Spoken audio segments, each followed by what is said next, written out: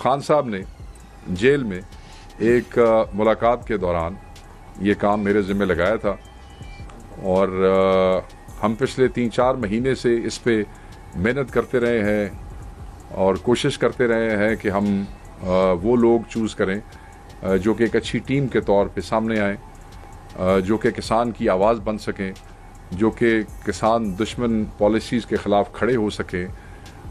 वो तमाम ऐसे इक़दामात जो ये हुकूमत किसानों की और ज़राअत की के हवाले से जो मईशत है उसको तबाह करने के लिए करती है, उसको रोकने के लिए मुस्तर इक़दामात कर सकें। तो उस टीम को ढूंढने में हमें काफ़ी सारा टाइम लगा। पंजाब में हमें बहुत से मसाइल थे, बहुत से लोग जो इस काम के लिए चूज़ हुए वो फिर हफ्ते बाद, 2 हफ्ते बाद, 3 हफ्ते बाद फिर माजरत करके जाते रहे और कई की पोजीशंस पे हमारे लिए मुश्किलात पैदा हुई, जिसकी वजह से ये जो डिले है पिछले जब हमने अनाउंस किया था, we were supposed to announce it 2-3 दिन बाद, मगर वो डिले इसी वजह से हुआ। तो ये टीम हमारे पास मौजूद है। बलोचिस्तान के हवाले से हमारी कंसल्टेशन जो है वो भी जारी है।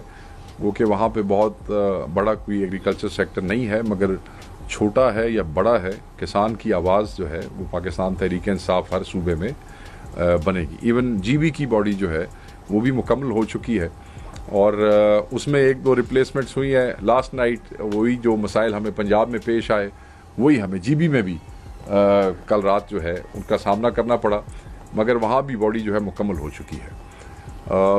ये इस वक्त की ज़रूरत है। पाकिस्तान तहरीक इंसाफ इस मुल्क की सबसे बड़ी पार्टी है। पाकिस्तान में 65 से 70% आबादी जो है वो देहातों में रहती है, रूरल एरिया में है, और पाकिस्तान में मेजॉरिटी सीटें जो है वो पाकिस्तान तहरीक इंसाफ ने जीती हैं और पाकिस्तान में जो रूरल कॉन्स्टिट्यूंसीज़ है वो भी मेजॉरिटी पाकिस्तान तहरीक इंसाफ के पास है। इसका मतलब क्या है कि पाकिस्तान तहरीक इंसाफ पर एतमाद किया है, इमरान खान की क़यादत पर एतमाद किया है किसान ने, और वो ये तवक्को रखते हैं पाकिस्तान तहरीक इंसाफ से कि जिस तरीके से उन्होंने इमरान खान की क़यादत पे एतमाद किया है, उनकी पार्टी को वोट किया है, उनकी पार्टी उनके हकूक़ के लिए खड़ी हो। हमारी पार्टी इस विंग से पहले भी हर जगह पे किसानों के लिए मुअस्सर आवाज़ बनती रही है, चाहे वो पंजाब असम्बली का फ्लोर हो, चाहे वो पंजाब के अंदर, सिंध के अंदर या किसी भी सूबे में कोई भी किसान तंजीम है, उसने जब भी हुकूमत के ख़िलाफ़ रजिस्ट किया है, यहीं आपके सामने कई प्रेस कॉन्फ्रेंसेस के अंदर हमने हमेशा उनकी अनकंडीशनल सपोर्ट का ऐलान किया है। और उसके बाद हमने ये ज़रूरत महसूस की कि शायद सिर्फ किसान तंजीमों को सपोर्ट करना जो है वो काफ़ी नहीं है। किसान जिस पे एतमाद करते हैं, किसानों ने जिसको वोट दिया है, किसानों के जो हकीकी नुमाइंदे हैं, उनको खुद आगे बढ़ के इसमें जो है इनिशिएटिव लेना पड़ेगा और सामने आना पड़ेगा, क्योंकि ये हुकूमत जो है ये किसी न किसी हवाले से तंजीमों को न्यूट्रलाइज करने में कामयाब हो जाती है। अगर ये कामयाब नहीं हो सके तो अभी तक पाकिस्तान तहरीक इंसाफ को जो है अपनी फस्तायत, अपने जबर और जुल्म के बावजूद दबाने में कामयाब नहीं हो सके। कहीं ना कहीं से कोई ना कोई चीज़ सर निकाल के खड़ी हो जाती है, खामोश नहीं है, बोल रहे हैं।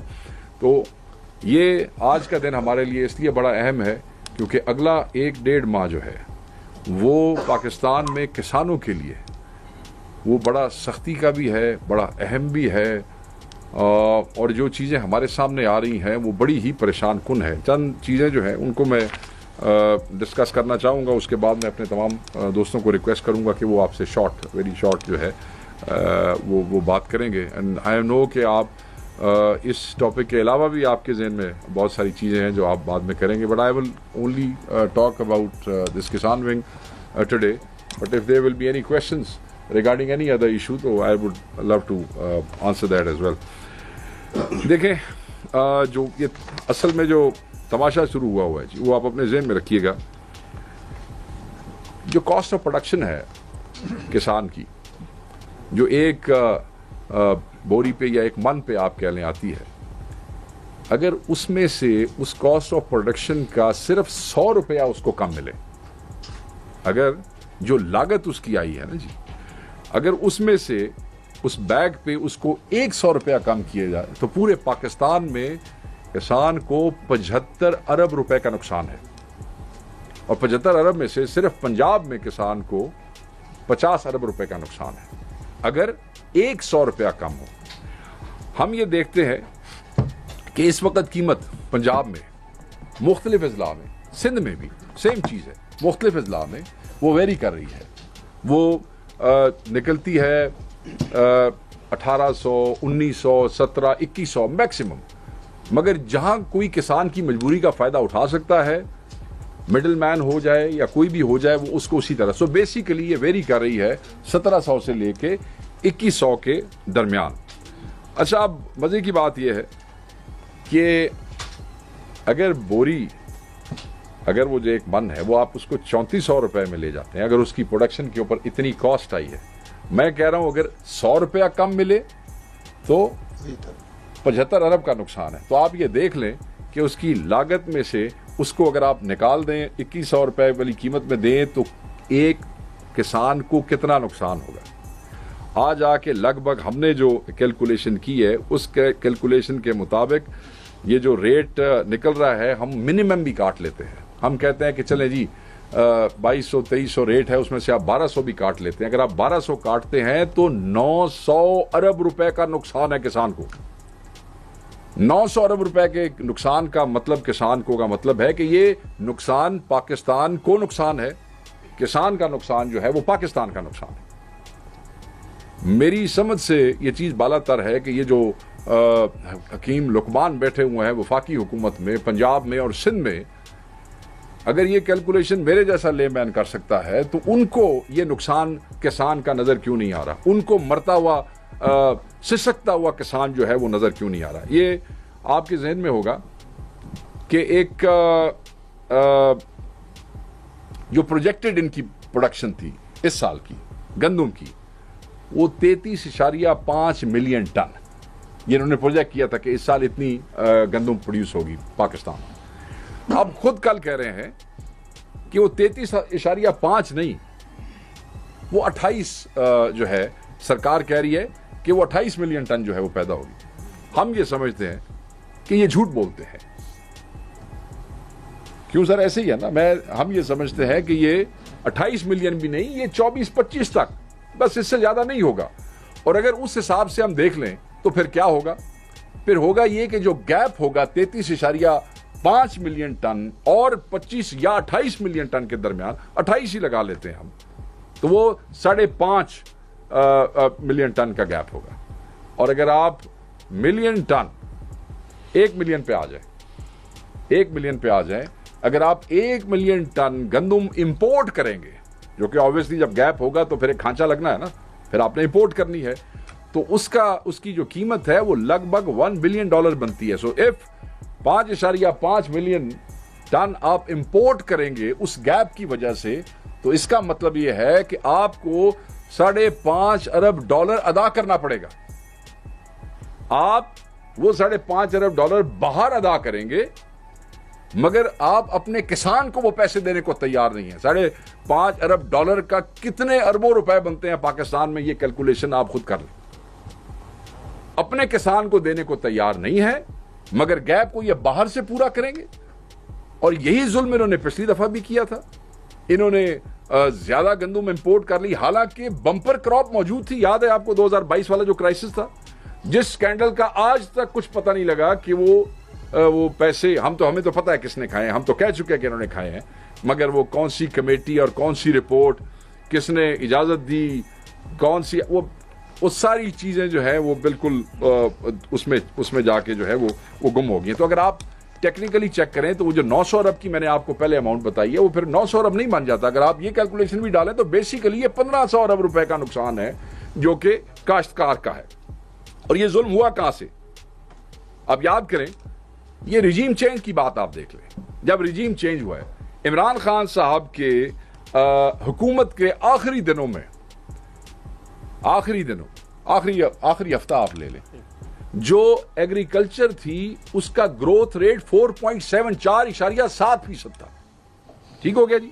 अच्छा, ग्रोथ रेट 4.7% था, और जितनी भी क्रॉप्स थी, चाहे गंदम थी, चाहे चावल थी, चाहे मेज थी, ये सब बंपर क्रॉप थी, सब की सब बंपर क्रॉप थी। और आप ये याद रखिएगा कि किसानों के पास 2005 के बाद इतना अच्छा वक्त जो आया वो इमरान खान साहब के दौर के अंदर आया।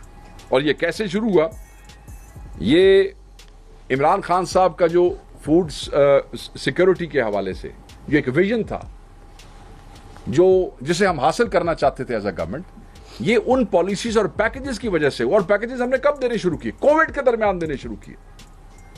कोविड के दरमियान आपने अपने किसान को पैकेजेस दिए। आप याद रखें कि 1790 रुपए जब इमरान खान साहब की हुकूमत गई तो 1790 रुपए रेट था यूरिया की बोरी का। और गंदम की बोरी का रेट क्या था जब खान साहब की हुकूमत गई? 2200 रुपए। यानी कि खाद 1790 रुपए और गंदम की बोरी 2200 रुपए पर मन। हाँ, पर मन। अब हालत क्या है कि खाद 4500 रुपए और गंदम का रेट मन का 1700 से 2100 के दरमियान है। यानी कि खाद जो है बीच में वेरिएशन में 5000-5500 तक भी गई है। मैं आपको आज का रेट दे रहा हूं 4500 रुपए। और रेट वो मतलब है किसान को गंदम का रेट वही जो कि उस वक्त था। आपको याद होगा उसके बाद इन्होंने क्या किया पीडीएम ने, वो जो असल स्कैंडल था कि 2200 पे तो हमारी गवर्नमेंट गई।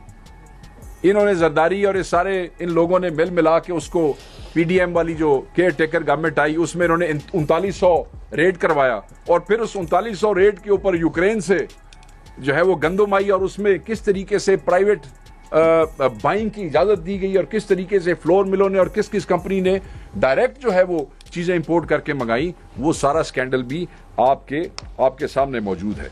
तो ये और वो यूक्रेन वाली गंदम के जो हालात थे, मेरा ख्याल है मुझे आपको बताने की जरूरत नहीं है किस तरीके से वो गंदम पाकिस्तानियों को खिलाई गई और किस तरीके से उन्होंने अपनी अच्छी गंदम के अंदर वो काली और गंदी गंदम मिला मिला के जो है इन्होंने इस कौम को खिलाया। 3 हुकूमतें नवाज शरीफ की, 2 हुकूमतें शहबाज शरीफ की, और वो जो 2 हुकूमतें शहबाज शरीफ की, एक पीडीएम 1 दूसरी पीडीएम 2, ये वाली हुकूमत, आप ये देखें कि 5 हुकूमतें मिला लें तो अल्लाह की ऐसी कोई इन लोगों के ऊपर वो है कि 5 की 5 हुकूमतों के अंदर हमेशा एग्रीकल्चर ग्रोथ नेगेटिव रही है। आप उसका रिकॉर्ड चेक कर लें, क्योंकि ऐसी नहुसत है कि जब भी इनकी गवर्नमेंट आती है एग्रीकल्चर ग्रोथ जो है वो नेगेटिव हो जाती है। और मजे की बात यह है कि जैसे ही आते हैं इनकी वही किसान दुश्मन पॉलिसीज शुरू हो जाती हैं। ये किसानों की ज़मीनों के अंदर जो है हाउसिंग सोसाइटीज़ बननी शुरू हो जाती हैं। ज़्यादा सब्सिडीज़ या ज़्यादा सहूलियात जो है वो इंडस्ट्री को और चैम्बर ऑफ कॉमर्स को एकोमोडेट करना शुरू कर देते हैं। और किसान जो है हमेशा इनके दौर में लुटा भी है, हमेशा इनके दौर में किसान का बच्चा सस्ता भी है, मगर दे हैव नेवर बॉदर्ड। जिस मुल्क की 70% आबादी जो है 65 से 70% आबादी देहात में हो और जो कि एक ज़रूरी मुल्क गिना जाता हो, उसको तो एग्रीकल्चर सेक्टर में मेजॉरिटी जो उसकी इन्वेस्टमेंट होनी चाहिए वो एग्रीकल्चर सेक्टर के अंदर होनी चाहिए, बिकॉज ये रीढ़ की हड्डी है इस मईशत की। मगर यहां पे वो देखें ना, वो दोबारा चक्कर शुरू हो गए हैं बेलारूस के। वहां पे पहले तैयारी करनी होती है ना, जब तुसी कोई चीज़ मंगानी हो तो पहले भी फिर मामलात फिर पूरा टब्बर ही जाता है जी। और फिर वहाँ से ट्रैक्टरों का काम भी चलता है। आपको पता है बेलारूस से ट्रैक्टर भी आते हैं और फिर ज़रूरी काम भी बेलारूस के साथ हमारा बड़ा पुराना चल रहा है, समझ तो आप गए होंगे। बहरहाल इस साल 35% कपास गिर गई है।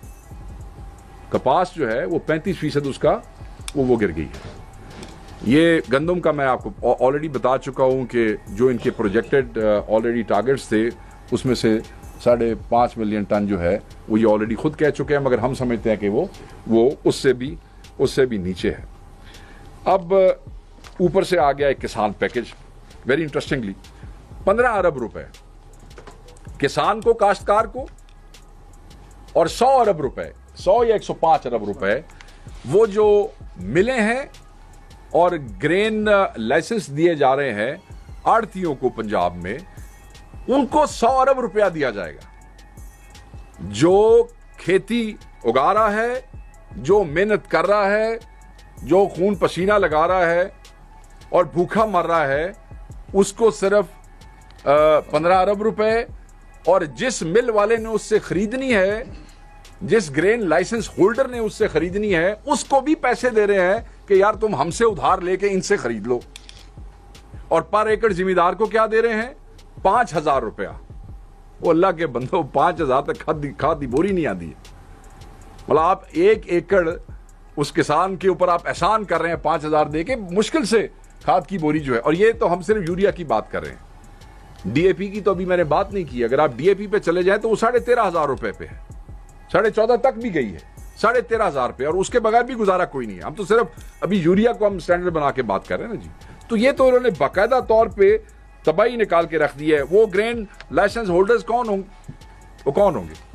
वही होंगे जिनको ये पीडीएम के एमएनएज और एमपीएस जो हैं वो कहेंगे कि इन्हों भी दे दो लाइसेंस और इसको भी दे दो लाइसेंस और इसके भी, ये सारे सियासी रिश्वत के तौर पे ये सब इस्तेमाल होंगे। और जलील कौन होगा? जिस वक्त किसान के हाथ से गंदम निकल गई तो निकल गई ना, वो तो फिर ब्रोकर के हाथ में आ गई है, फिर आगे उसके साथ खेलते फिरे। मुझे किसी दोस्त ने ये कहा कि जी वो आप तो ये बात कर रहे हैं, मगर आगे जो लोग हैं ये, इनको आप इतना पैसा दिलाएंगे तो अवाम के लिए आटा महंगा हो जाएगा। अल्लाह के बंदे, अगर किसान मजबूत होगा, मुईशत मजबूत होगी तो हर चीज ठीक रहेगी। वरना यही जो गैप बीच में आएगा, यही मिलों वाले जो हुकूमत के पैसे से किसान से माल उठाएंगे, ये वो जो 5.5 मिलियन टन के गैप को बहाना बना के आटा महंगा बेचेंगे।